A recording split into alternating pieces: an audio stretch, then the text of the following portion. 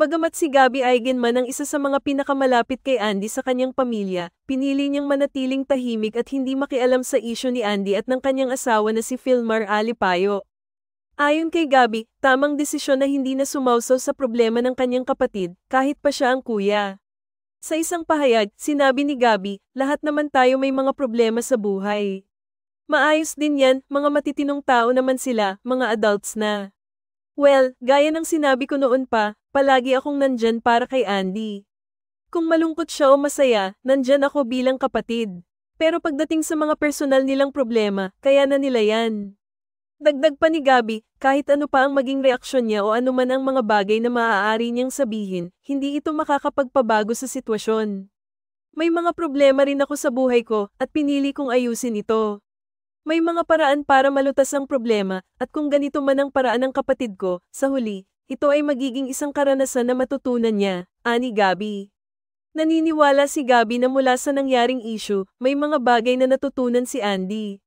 Binigyang diin niya na ang bawat karanasan, gaano man ito kabigat, ay may dahilan at may mga aral na mapupulot. Ang aktor ay nagpahayag ng pananaw na kahit paano, ang mga problema ay may katapusan at laging may pagkakataon upang matuto at magbago. Natawa si Gabby nang tanungin siya tungkol sa kanyang opinyon kay Derek Ramsey, na naging bahagi ng buhay ni Andy sa nakaraan.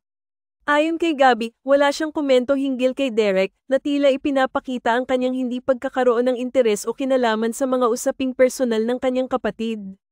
Bilang kuya, pinipili ni Gabby na mag-focus na lamang sa mga bagay na makikinabang siya at ng kanyang pamilya, at itinuturing niyang bahagi ng kanyang papel sa buhay ni Andy ang magbigay ng suporta, ngunit may hangganan sa mga isyong labas sa kanyang kapangyarihan. Mahalaga raw na ang bawat isa ay may responsibilidad sa kanilang mga desisyon at problema, at ang pinakamahalaga ay ang bawat isa ay natututo mula sa mga karanasan.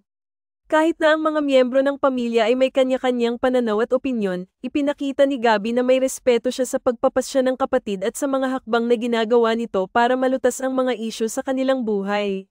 Sinusunod niya ang prinsipyo ng hindi pagsasangkot sa mga bagay na hindi nakakaapekto direkta sa kanya, ngunit patuloy na magbibigay ng pagmamahal at suporta sa tamang oras at pagkakataon.